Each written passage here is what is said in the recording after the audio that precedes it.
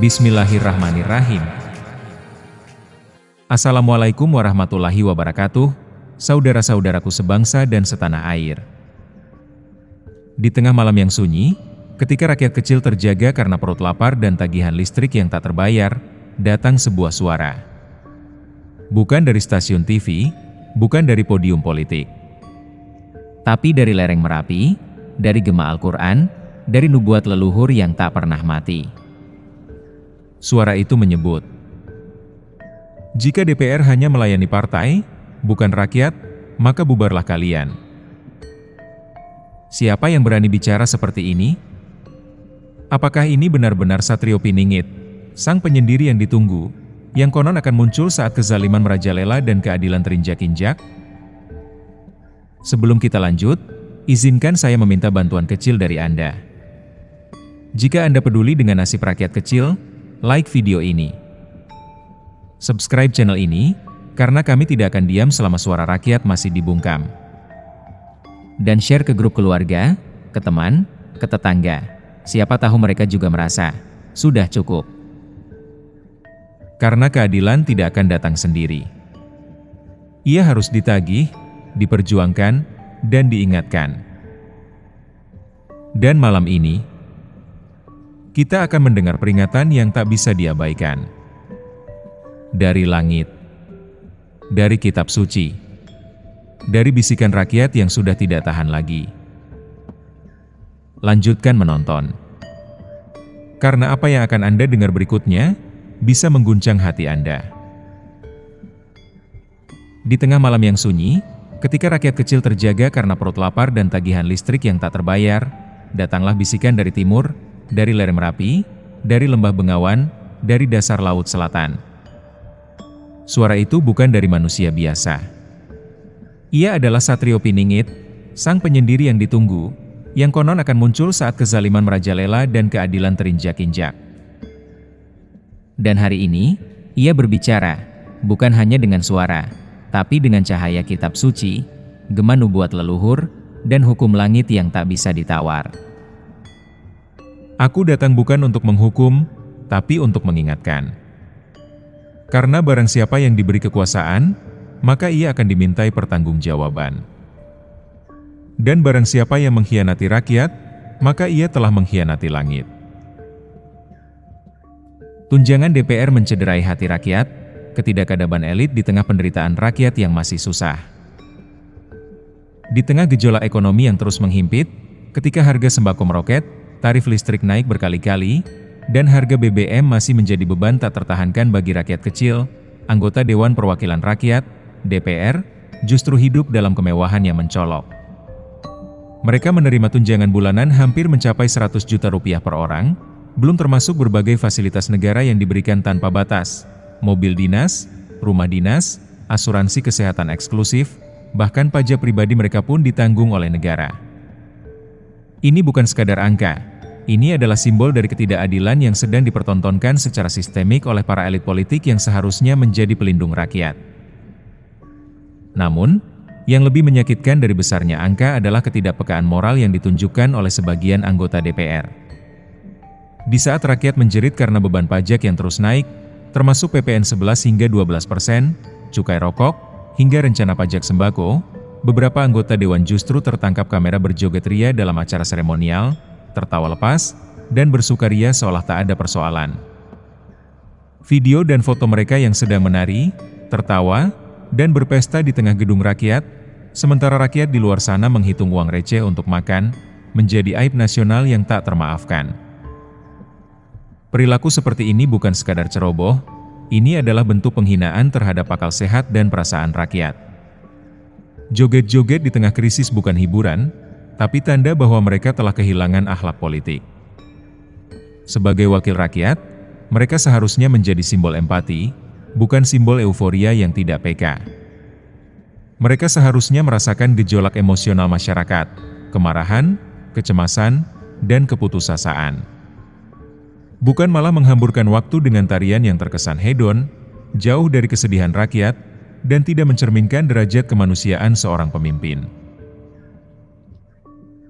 Yang paling menyakitkan bukan hanya besarnya angka, tapi ketiadaan empati. Anggota DPR seolah hidup di bubuk kehidupan yang terpisah dari realitas rakyat. Mereka tinggal di kompleks eksklusif, dikawal ajudan, makan di restoran mewah, dan bepergian dengan fasilitas premium, semua dibayar oleh uang rakyat. Tapi ketika rakyat protes, mereka malah menyalahkan inflasi, globalisasi, atau bahkan menuduh rakyat tidak sabar. Ini adalah bentuk ketidakadaban politik yang paling nyata. Seorang wakil rakyat seharusnya merasakan denyut nadi kesusahan rakyat. Bukan hanya datang ke desa saat masa kampanye, sambil bagi-bagi sembako. Mereka harus tahu bagaimana rasanya menunggu antrean di puskesmas berjam-jam. Bagaimana rasanya anak tidak bisa sekolah karena tidak punya seragam. Bagaimana rasanya harus menjual ternak demi bayar listrik. Tapi kenyataannya, banyak dari mereka tidak pernah merasakan itu. Mereka lahir dari keluarga berkuasa, sekolah di luar negeri, dan masuk politik bukan karena dorongan idealisme, tapi karena jejaring kekuasaan dan kepentingan kelompok. Maka wajar jika kebijakan yang mereka hasilkan seringkali jauh dari kebutuhan rakyat. Apalagi ketika mereka memilih untuk joget-joget di tengah kenaikan pajak yang membebani.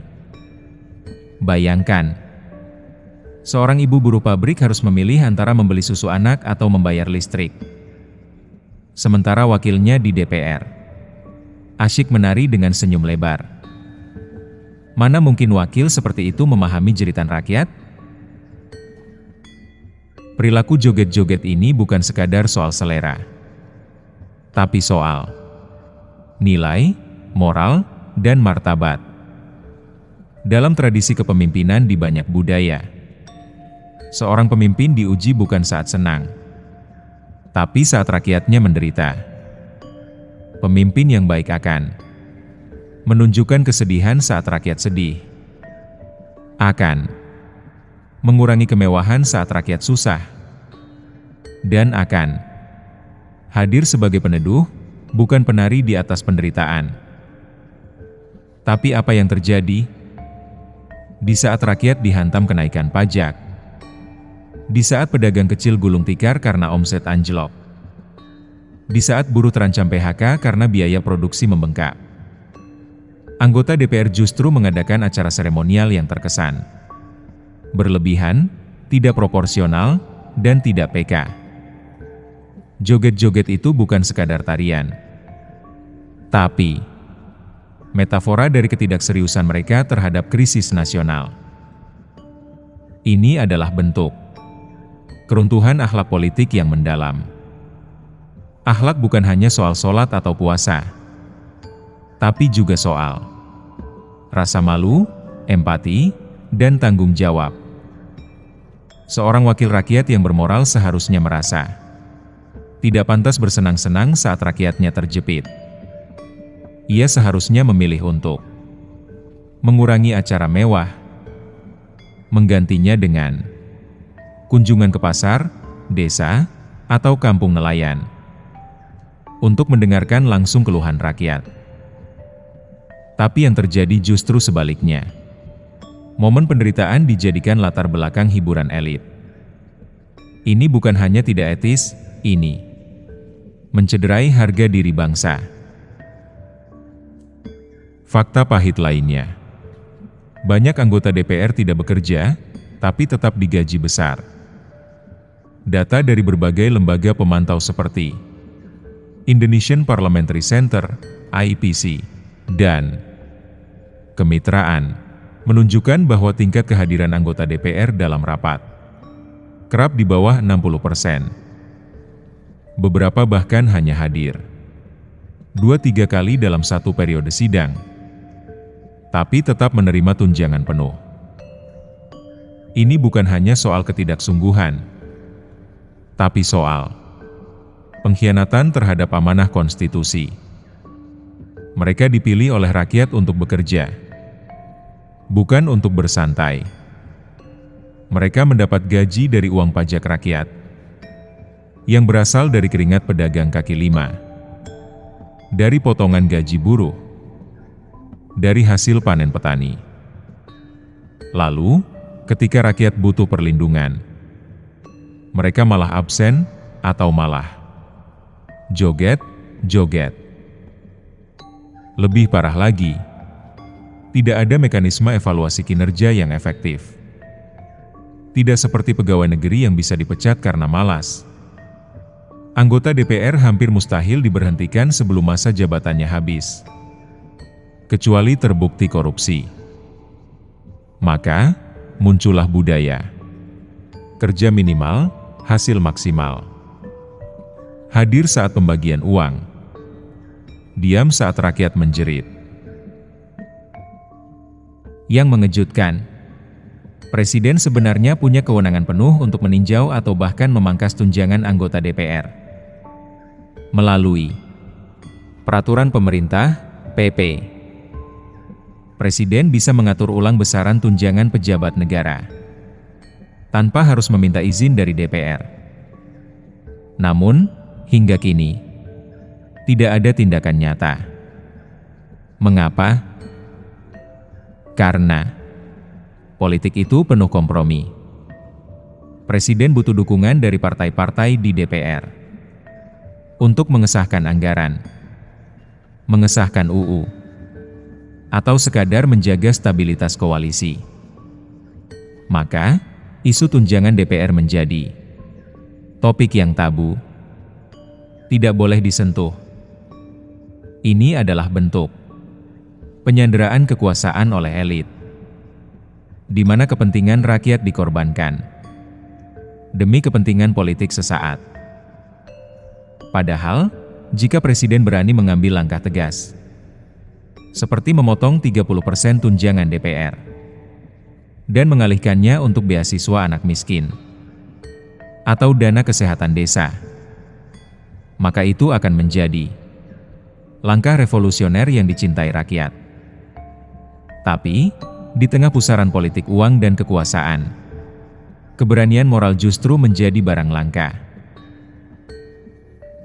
Dengarlah, wahai para duduk di gedung tinggi.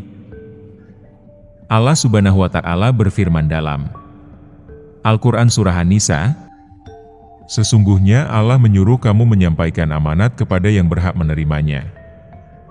Dan apabila kamu menetapkan hukum di antara manusia, hendaklah kamu menetapkan dengan adil. Kau duduk di DPR karena amanat rakyat, bukan karena kehendak partai, bukan karena jatah kursi, tapi karena rakyat mempercayaimu. Maka, jika kau gunakan amanat itu untuk memperkaya diri, memuaskan partai, dan mengabaikan rakyat, maka kau telah melanggar perintah ilahi. Dan Rasulullah Shallallahu Alaihi Wasallam bersabda dalam hadis sahih, setiap kalian adalah pemimpin, dan setiap pemimpin akan dimintai pertanggungjawaban atas rakyatnya. HR. Bukhari dan Muslim. Wahai anggota DPR, kau adalah Rain, pemimpin, dan rakyat adalah rakyahmu. Maka, di hari akhir, bukan partaimu yang akan membela dirimu, bukan elit yang akan menjaminmu, tapi anak yatim yang kelaparan, petani yang tanahnya dirampas, buruh yang gajinya tak cukup makan, ibu yang menangis karena tak bisa membeli obat anaknya. Mereka semua akan datang sebagai saksi atas kegagalanmu. Dari Kitab Serat Jayabaya, Nabi Palsaragung Tanah Jawa berkata, yen wis tekan zaman edan, wong edan dadi pemimpin. Wong sing wani mimpin, kudu wani nglawan edan. Apabila telah tiba zaman gila, orang gila akan menjadi pemimpin. Mereka yang berani memimpin harus berani melawan kegilaan. Saat ini, zaman edan telah tiba. Pemimpin tertawa di tengah tangisan. Mereka yang seharusnya menangis karena rakyat susah, malah berjoget ria di atas uang rakyat. Mereka yang seharusnya turun ke desa, malah sibuk bagi-bagi kursi untuk kepentingan partai. Dan serat Pranitiwakya pun memperingatkan. Raja kang orang ayomi, bakal runtuh kalawan mungsuh tanpa pedhut. Raja yang tidak melindungi rakyatnya akan runtuh oleh musuh yang tak kelihatan. Musuh itu bukan dari luar. Ia tumbuh dari kemarahan rakyat yang terpendam, dari doa ibu-ibu yang tak terjawab, dari air mata anak-anak yang terlupakan. Dan saat kemarahan itu meledak, tidak akan ada benteng, tidak akan ada pasukan yang bisa menyelamatkan kalian. Allah Subhanahu wa Ta'ala berfirman dalam Surah Al-Mutaffifin 83:13. Celakalah bagi orang-orang yang curang, yaitu orang-orang yang apabila menerima takaran dari orang lain, mereka minta dipenuhi. Tetapi bila mereka menakar atau menimbang untuk orang lain, mereka mengurangi. Apakah kau tidak sadar? Kau yang mengambil gaji besar, tunjangan fantastis, fasilitas mewah, sambil mengurangi hak rakyat. Dengan pemotongan anggaran pendidikan, pengurangan bantuan sosial, dan kenaikan pajak, kau termasuk dalam golongan Al-Mutaffifin, dan celaka besar menanti mereka. Rasulullah Shallallahu Alaihi Wasallam juga bersabda, tidaklah seseorang bersumpah setia kepada penguasa zalim, kecuali Allah wajibkan baginya kemunafikan, dan tidaklah ia menyerahkan amanah kepadanya, kecuali Allah wajibkan baginya pengkhianatan. Hr. Al-Bazzar, disyahihkan oleh Al-Albani. Jika kau tetap mempertahankan sistem yang zalim, jika kau tetap diam melihat ketidakadilan, maka kau bukan sekadar bersalah, kau telah menempatkan dirimu dalam jurang kemunafikan dan pengkhianatan. Satrio Piningit bersabda, aku tidak datang untuk membunuh. Aku datang untuk memulihkan keseimbangan. Tapi ingat, langit tidak pernah diam. Bumi tidak pernah lupa. Dan rakyat, sekali marah, tak bisa dibendung. Jika kau hanya melayani partai, bukan rakyat, maka lebih baik gedung DPR itu kosong. Lebih baik kursi kalian berdebu daripada diisi oleh mereka yang buta hati dan tuli nurani.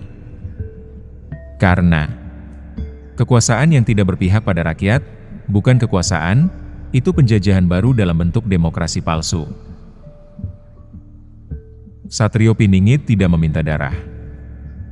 Ia hanya meminta kejujuran, empati, dan keberanian. Maka, kepada DPR, ia menyerukan, pertama, hentikan euforia di tengah krisis. Tidak ada tempat untuk joget-joget saat rakyat menjerit. Kedua, evaluasi ulang tunjangan kalian. Apakah 100 juta rupiah per bulan pantas? Sementara rakyat hidup di bawah 30.000 rupiah per hari? Ketiga, alihkan dana reses untuk rakyat miskin. Bukan untuk perjalanan wisata berlabel konsultasi publik. Keempat, bubarkan fraksi-fraksi yang hanya mementingkan partai. Jika kau tidak bisa mewakili rakyat, maka kau tidak layak duduk di sana. Kelima, buat sistem evaluasi kinerja yang transparan. Yang tidak kerja, jangan digaji. Yang korup, diusir dari tanah air. Dan jika semua ini diabaikan, maka biarlah rakyat yang menjawab. Karena rakyat adalah kekuasaan yang sesungguhnya. Dan Satrio Piningit hanyalah bayangan dari kemarahan yang belum meledak. Masalah tunjangan DPR bukan hanya soal angka, tapi soal sistem yang rusak. Sistem yang membiarkan pejabat hidup mewah, sementara rakyat terjepit. Sistem yang tidak menghukum ketidakproduktifan, yang tidak menghargai kinerja, dan yang tidak mengutamakan keadilan sosial. Tapi lebih dari itu, ini adalah soal akhlak kolektif elit politik. Jika seorang wakil rakyat bisa tertawa dan berjoget saat rakyatnya menangis, maka kita sedang menghadapi krisis moral yang lebih dalam dari krisis ekonomi. Maka, sudah saatnya terjadi reformasi besar-besaran, bukan hanya terhadap tunjangan, tapi terhadap seluruh sistem representasi politik. Pertama, evaluasi kinerja tahunan anggota DPR yang transparan dan dipublikasikan. Kedua, pemotongan tunjangan bagi anggota yang tidak hadir atau tidak produktif. Ketiga, transparansi dana reses dan audit publik setiap akhir tahun. Keempat, pengalihan dana dari tunjangan elit ke program pendidikan, kesehatan, dan bantuan sosial. Kelima, penguatan peran Ombudsman dan KPK untuk mengawasi penyimpangan fasilitas negara. Keenam, penerapan sanksi moral, larangan acara mewah dan joget-joget saat rakyat sedang dalam krisis ekonomi. Rakyat tidak butuh wakil yang hanya datang saat pemilu. Rakyat butuh wakil yang merasakan, memperjuangkan, dan bekerja. Wakil yang rela tinggal di desa, mendengarkan keluhan petani, dan berjuang agar harga gabah tidak ditekan tengkulak. Wakil yang turun ke pasar, melihat langsung harga cabai yang tembus Rp100.000 per kilo, lalu bergerak cepat mengatasi spekulasi. Tuntutan rakyat, suara yang tak boleh dihiraukan. Hentikan kenaikan tunjangan DPR. Potong anggaran yang tidak prioritas. Alihkan dana untuk pendidikan, kesehatan, dan rakyat miskin. Evaluasi kinerja DPR, yang tidak kerja, jangan digaji besar. Buka transparansi dana reses dan fasilitas negara. Buat sistem rewards punishment bagi anggota dewan. Hentikan acara mewah dan joget-joget saat rakyat sedang terbebani. Pemberian tunjangan besar kepada DPR di tengah penderitaan rakyat bukan hanya tidak adil, itu adalah penghinaan terhadap jiwa Pancasila dan UUD 1945. Negara ini didirikan atas dasar keadilan sosial, bukan kemewahan elit. Rakyat bukan objek kampanye, tapi subjek utama kedaulatan. Jika kita ingin Indonesia maju, kita harus mulai dari menghentikan ketidakadaban elit dan meruntuhkan budaya joget di atas penderitaan. Kita harus berani mengatakan tidak pada kemewahan yang dibayar dengan penderitaan rakyat. Kita harus berani menuntut perubahan, bukan hanya dengan suara, tapi dengan aksi nyata. Karena keadilan tidak akan datang dari langit. Ia harus diperjuangkan oleh rakyat untuk rakyat. Dan akhlak tidak bisa ditawar. Ia harus menjadi dasar dari setiap kekuasaan. Pesan terakhir sang penyendiri. Barang siapa yang diberi kekuasaan, lalu ia berlaku zalim, maka Allah akan menggoyahkan tahtanya sebelum ia mati. Dan barang siapa yang mengabaikan rakyatnya, maka ia akan mati dalam kesepian, meski dikelilingi pengikut. Karena keadilan adalah cahaya yang tak bisa dipadamkan. Dan saat ia padam di bumi, maka langit akan menyalakannya kembali, dalam bentuk kebangkitan rakyat. Keadilan tidak pernah datang dari atas. Ia tumbuh dari bawah, dari tanah, dari doa rakyat kecil. Dan saat tiba waktunya, ia akan mengguncang langit. Dari bisikan Satrio Piningit, dari gema Al-Quran, dari nubuat leluhur. Untuk negeri yang masih bisa diperbaiki. Jadi, saudara-saudaraku, malam ini kita telah mendengar bisikan dari timur, dari langit yang murka, dari rakyat yang terdiam tapi tak pernah lupa. Kita bukan hanya menyaksikan, kita ikut bertanggung jawab. Karena diam bukan berarti tak tahu. Dan tahu, tanpa aksi, adalah bentuk kezaliman yang paling halus. Kalau tadi kamu merasa hatimu berguncang, kalau dadamu sesak membayangkan ibu-ibu yang menangis, petani yang terhimpit, buruh yang terancam PHK, maka itu bukan emosi biasa. Itu adalah panggilan dari dalam jiwa. Kita mungkin berpisah dulu di sini, tapi perjuangan keadilan tak pernah berakhir. Seperti doa yang terus menggema di masjid-masjid, di sawah-sawah, di warung kopi, di rumah-rumah rakyat kecil. Allah tidak akan mengubah nasib suatu kaum hingga mereka mengubah apa yang ada pada diri mereka sendiri. Quran Surat Ar-Ra'd 11. Maka mulai dari diri kita, dari suara ini, dari like yang kamu tekan, dari share yang kamu kirim, dari niat tulus untuk menjadi bagian dari perubahan. Tetap tinggalkan komentarmu.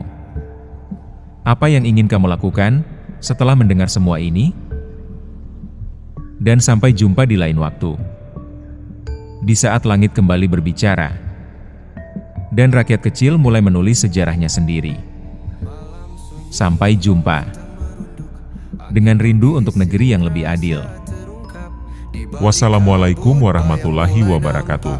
Satrio datang janji masa lampau. Gunung bersaksi, sungai pun bicara. Langkahnya berat membawa kita surga. Tanah bergetar seakan menyapa. Sosok terpilih harapan menjelma. Satrio Piningit cahaya di gelap, menghapus resah menembus nasib gelap. Suara rakyat doa yang menggema kini terjawab, hadirkan asa.